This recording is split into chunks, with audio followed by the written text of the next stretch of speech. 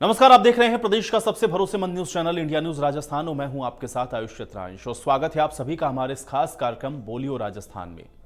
प्रदेश में अपराध चरम सीमा पर पहुंच चुका है और आए दिन हो रही चोरी, डकैती और मर्डर इसके प्रमाण बनते जा रहे हैं। हालात ऐसे हो चुके हैं कि बढ़ते बदमाशों के खौफ के कारण लोग डर के साए में जीने को मजबूर हैं। अपराधियों के अंदर से अब प्रशासन का डर दूर होता हुआ दिख रहा है, तो प्रशासन भी इनको पकड़ने में नाकाम साबित हो रहा है। चाहे बीकानेर हो या जोधपुर हो या कोटा, प्रदेश के हर जिले में हर रोज चोरी, डकैती और बलात्कार जैसे अपराध घट रहे हैं। इसका अनुमान हाल में ही आई एनसीआरबी के आंकड़ों से भी लगाया जा सकता है।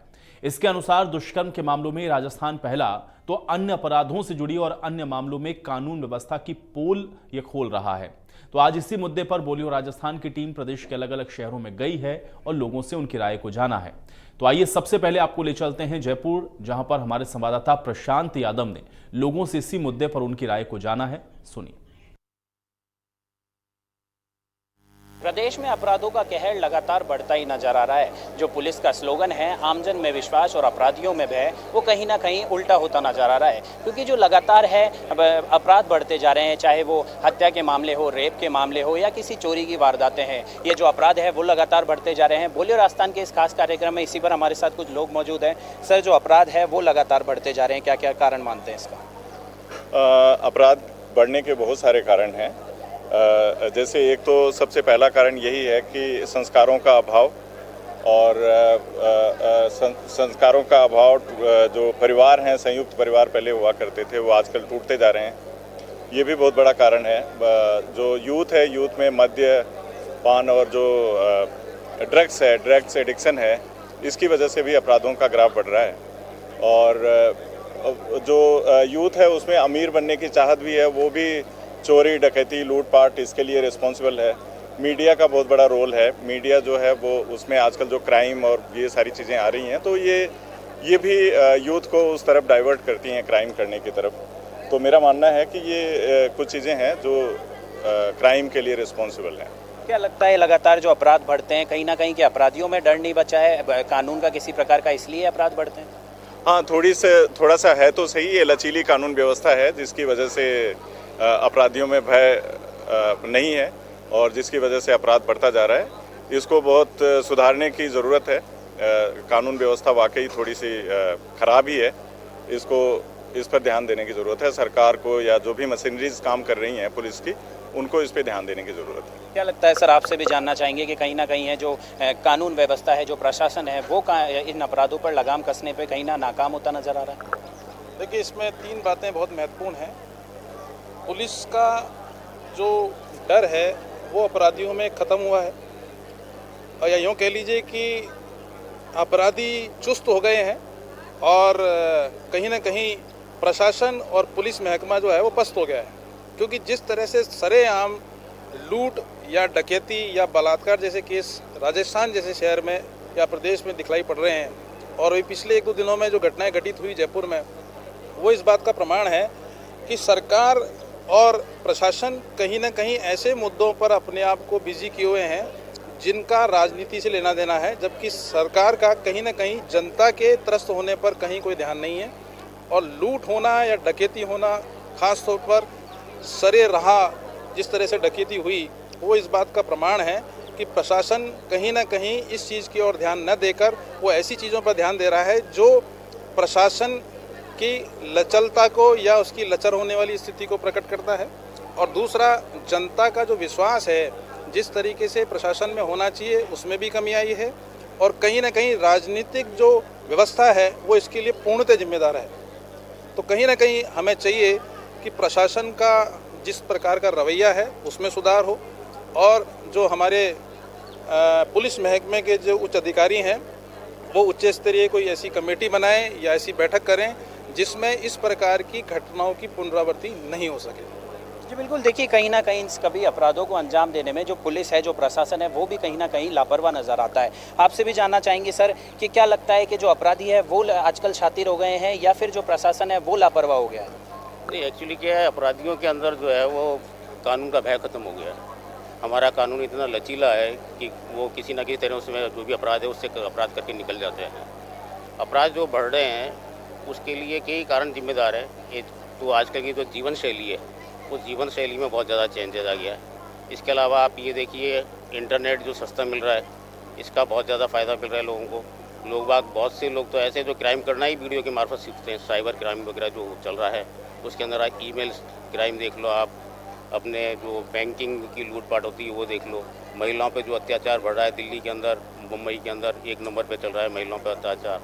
तो कानूनी व्यवस्था का तो लचीलापन है ही। इसके अलावा जो है युवा पीढ़ी जो है, उसमें बेरोज़गारी भी इसके लिए बहुत ज़्यादा जिम्मेदार है। उनकी जो जीवन शैली है वो इसके लिए बहुत ज़्यादा जिम्मेदार है। और जितने भी युवा लोग हैं उनमें कुसंगति का असर पड़ रहा है, क्योंकि संस्कारों की कमी है, वो भी इसके लिए एक बहुत बड़ा मायना रखती है। और इंटरनेट और साइबर क्राइम तो आप जान ही रहे हैं, बहुत ज़्यादा बढ़ रहा है। इसके अलावा जो महिलाओं पर अपराध बढ़ रहा है, वो सारी चीज़ें जो नई नई चीज़ें हैं वो सारी वो आप देखिए इंटरनेट के मार्फत सीखा जा रहा है। तो इंटरनेट जो सस्ता हो रहा है उसका भी बहुत ज़्यादा असर पड़ रहा है, जीवन शैली का भी असर पड़ रहा है। इसके अलावा बेरोज़गारी तो मैंने आपको बता ही दिया, उसका बहुत बड़ा असर पड़ा है। बहुत से लोग हैं वो बहुत एकदम जल्दी से अमीर होना चाहते हैं, उसके लिए क्राइम बढ़ रहा है। अमीर होने के लिए क्राइम बढ़ रहा है। क्या लगता है सर, आपसे भी जानना चाहेंगे कि लगातार अपराध बढ़ रहे हैं, ऐसे में राजस्थान कब सुरक्षित हो पाएगा? सबसे पहले ज़रूरी है कि कानून व्यवस्था को चुरुस्त दुरुस्त करना और युवाओं में जो है वो विश्वास पैदा करना, क्योंकि बेरोज़गार होते हैं, जीवन शैली उच्च कोटि की रखना चाहते हैं और जो मीडिया में हाई प्रोफाइल लोगों का जीवन शैली है उसको अपनाना चाहते हैं और इसके लिए शॉर्टकट मेथड जो है ये अपनाते हैं और वो चोरी डकैती इनमें लिप्त हो जाते हैं। और कानून यदि अपना काम मुस्तैदी से करे तो ये इसमें बहुत जल्दी सुधार हो सकता है और जल्दी से जल्दी जो भी गवर्नमेंट है उसको इस विषय पे काम करना चाहिए और कानून को जो है और ज़्यादा सख्त बना के और जो भी टीम्स हैं उनको ज़्यादा से ज़्यादा और सामाजिक दायित्व भी बनता है कि जहाँ भी अपन इस तरीके की घटना देखते हैं तो जो भी क्राइम कर रहे हैं और हैं उनको सहयोग नहीं करें और उसकी तुरंत सूचना जो है वो पुलिस को दे और दोषियों को पकड़ाने में सहयोग करें। उसी सामाजिक जागरूकता के साथ साथ पुलिस के कार्रवाई में भी और ज़्यादा तेज़ी आनी चाहिए और जो युवा वर्ग है वो अपनी जीवन शैली को एक सामान्य जीवन शैली जीवन के जीने की ही कोशिश करनी चाहिए, तभी इनमें सुधार हो सकता है, कमी आ सकती है। अदरवाइज जो अपन वीडियो में या टीवी पे और जो अपने हाई प्रोफाइल लाइफ स्टैंडर्ड को जीने की कोशिश करते हैं, अपने पास पैसे होते नहीं हैं तो इसलिए वो इस तरीके के रास्ते भी अपना लेते हैं। जी बिल्कुल, कहीं ना कहीं सुविधा की चीज़ें अपनाने के लिए भी है जो अपराध लगातार बढ़ते हैं। आपसे भी जानना चाहेंगे कैसे इस पर लगाम लगाई जाए, अपराध लगातार बढ़ रहे हैं, कैसे इस पर लगाम लग सकती है? इसके 2 तरीके हो सकते हैं। पहला ये है कि जो ये कम्युनिकेशन का जो उपयोग किया जा रहा है, जैसे इंटरनेट है, वीडियोज़ है, इनका काफ़ी उपयोग किया जा रहा है, उस कंटेंट पे सरकार को एक तो लगाम लगानी चाहिए, बच्चों को कौन सी चीज़ देखनी है कौन सी नहीं देखनी है, इसे एक दायरे में लाना चाहिए। वो कोई गलत चीज़ दिखाई जा रही है तो उस पर तुरंत प्रभाव से रोक लगानी चाहिए और कोई भी जो कंटेंट बच्चा देख रहा है उसे पेरेंट्स को इन्फॉर्म होना चाहिए वो किस तरह से होगा, सरकार को इस तरह की कोई नीति बनानी चाहिए। और दूसरा सबसे बड़ा कारण है ये, जैसे पहले ये होता था संयुक्त परिवार ज़्यादा होते थे, बच्चों को संभालने वाले 8-10 जने होते थे, अब संभालने वाले माता पिता जो दोनों ही नौकरी कर रहे हैं तो बच्चा भी स्वतंत्र है, वो किसी भी लाइन में जा सकता है। तो उस पर रोक लगाने के लिए मेरे तरफ से सबसे बढ़िया जो सुझाव है, संयुक्त परिवारों को बढ़ावा देना चाहिए। शहरीकरण के कारण क्या है कि परिवार छोटे होते जा रहे हैं और कंट्रोल बच्चों पे कम होता जा रहा है और उसको रोकने का सबसे बड़ा कारण है बच्चों को पेरेंट्स का पूरा ध्यान दिया जाना आवश्यक है। जी बिल्कुल, देखिए जो अपराध है वो लगातार बढ़ रहे हैं, कहीं ना कहीं प्रशासन और पुलिस की भी लापरवाही देखने को मिलती है। ऐसे में ज़रूरत है पुलिस को और प्रशासन को इस पर सचेत होने की और इस पर अलर्ट होने की और कुछ ऐसे विशेष तरीके के कानून बनाने की जिससे इन अपराधियों में भय पैदा हो सके। कैमरा पर्सन राकेश के साथ मैं प्रशांत यादव, इंडिया न्यूज़ जयपुर। प्रदेश में अपराधों का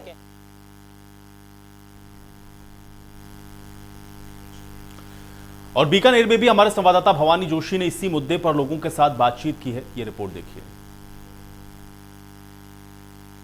देश में कानून व्यवस्था पूरी तरह से बिगड़ चुकी है और दिन दहाड़े हत्या हो, लूट हो, इसके अलावा अपहरण की घटनाएं दिन प्रतिदिन बढ़ती जा रही है। सरकार बिल्कुल नाकाम है। सरकार को चाहिए कि कानून व्यवस्था सुधारे।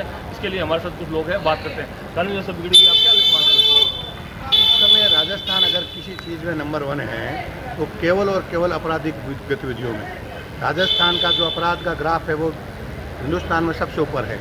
चाहे महिलाओं के साथ उत्पीड़न का मामला हो, उस पर राजस्थान नंबर 1, नाबालिग बच्चियों के साथ दुष्कर्म का मामला उसमें राजस्थान नंबर 1, अपराध का मामला उसमें राजस्थान नंबर 1, यहाँ तक कि जो किडनैपिंग की घटनाएं बाहर के जो प्रदेशों में सुनते थे वहाँ तो अब बंद हो गई, यूपी बिहार में बंद हो गई और राजस्थान ने इसको अपना लिया है, क्योंकि सबसे ज़्यादा पोल यहाँ पर है जहाँ का जो नेतृत्व है बिल्कुल कमज़ोर है। पुलिस प्रशासन का जो अपराधियों में डर होना चाहिए वो एकदम ख़त्म हो गया है।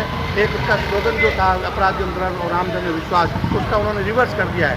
आमजन हर समय अपने आप को डरा हुआ महसूस कर रहा है और अपराधी एकदम खुले हौसलों के साथ अपराध करते जा रहे हैं। पूरा राजस्थान की जनता जो है अपने आप को ठगा सा महसूस कर रही है। आज जो राजस्थान की स्थिति है, अगर ये स्थिति रही तो निश्चित रूप से यूपी बिहार का जो पहले मॉडल देखते थे उससे ज़्यादा खराब व्यवस्था वहाँ होने वाली राजस्थान में। बीकानेर जैसे में हत्याएं, मर्डर, बलात्कार, किडनैपिंग, अभी 2-4-5 दिन पहले की बात है, एक लड़के को किडनैप करके ले गए और उसके बाद उसके साथ दुष्कर्म किया, उसके वीडियो वायरल हुए।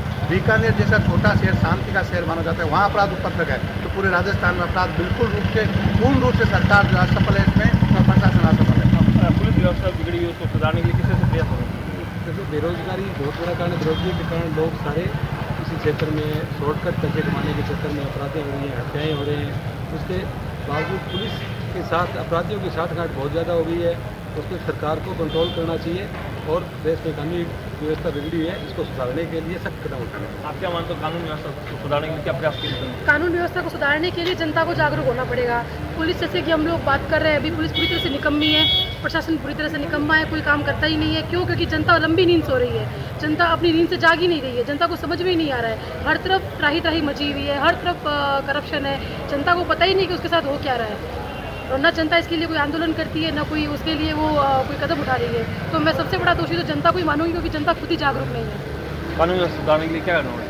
कानून व्यवस्था सुधारने के लिए मेरा मत ये है कि न्याय कानून की व्यवस्था है, कानून की व्यवस्था में पुलिस के जो आला अधिकारी है वो लोग एक्शन को लेते हैं, उसको इम्प्लीमेंट नहीं करते। कौन से जो जूनियर उनके ऑफिसर हैं जो उनके पास में कार्यभार उनको दिया हुआ है, उनकी क्या रिपोर्ट होती है, उन्होंने क्या कार्य किया है, इसकी एक प्रोग्रेस रिपोर्ट को कभी मंगवाने के बाद में उसको नहीं होता है, अधिकारी के ऊपर कोई कार्रवाई नहीं होती है। कानून की व्यवस्था है, कानून की व्यवस्था में पुलिस के जो आला अधिकारी है वो लोग एक्शन को लेते हैं, उसको इम्प्लीमेंट नहीं करते। कौन से जो जूनियर उनके ऑफिसर हैं जो उनके पास में कार्यभार उनको दिया हुआ है, उनकी क्या रिपोर्ट होती है, उन्होंने क्या कार्य किया है, इसकी एक प्रोग्रेस रिपोर्ट को कभी मंगवाने के बाद में उसको नहीं होता है, अधिकारी के ऊपर कोई कार्रवाई नहीं होती है।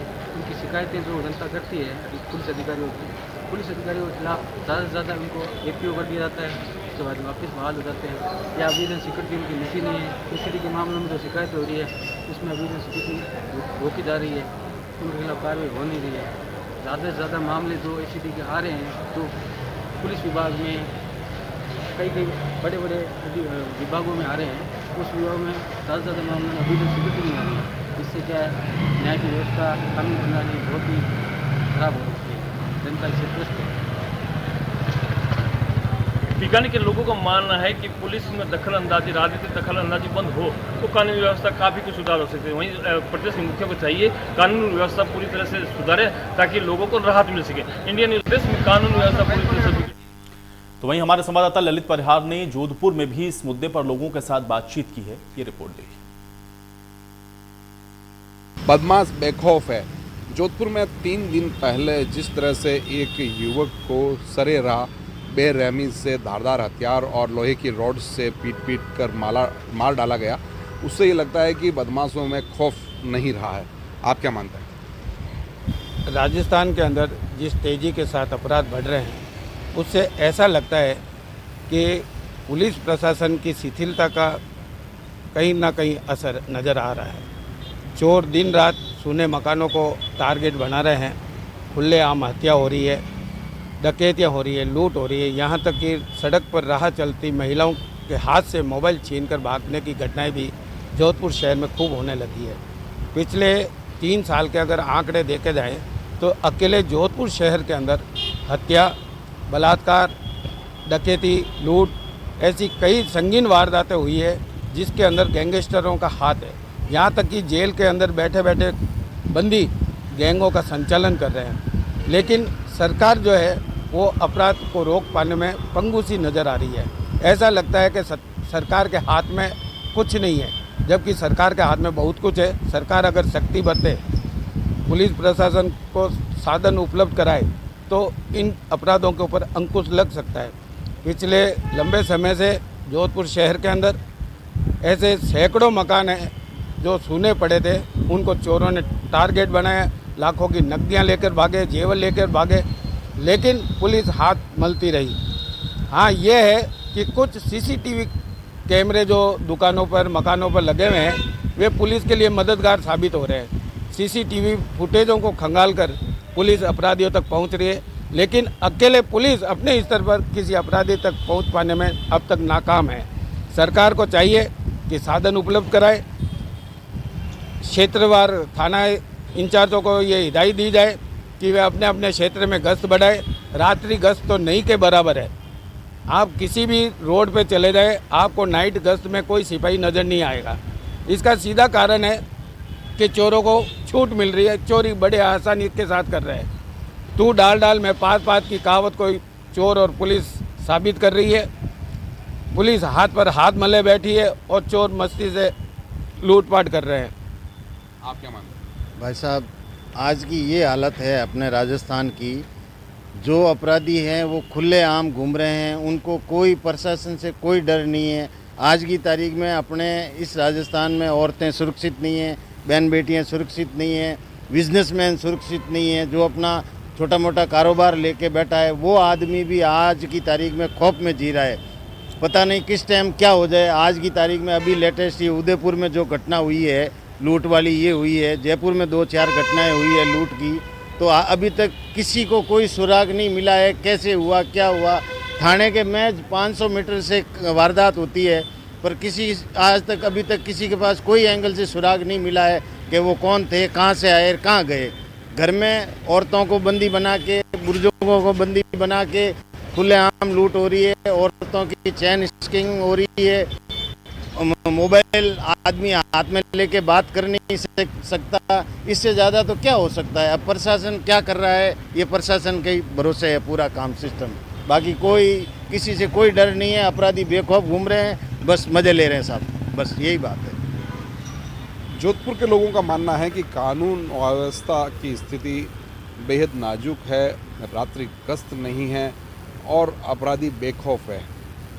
पुलिस तंत्र अगर पहले के मुकाबले और ज़्यादा सुदृढ़ किया जाए, अधिकारियों को हिदायत दी जाए, थानावार हिदायत दी जाए, तो ऐसी स्थिति में बदलाव आ सकता है। कैमरा पर्सन जुगल नवल के साथ ललित परिहार, इंडिया न्यूज़। तो वहीं इस मुद्दे को लेकर के अजमेर में जावेद खान ने लोगों के साथ खास बातचीत की है, आप भी देखिए। जिले भर में कानून व्यवस्था इतनी लचीली है कि अपराधियों में जो है खौफ बिल्कुल भी प्रशासन का और पुलिस का बिल्कुल भी नहीं रहा है।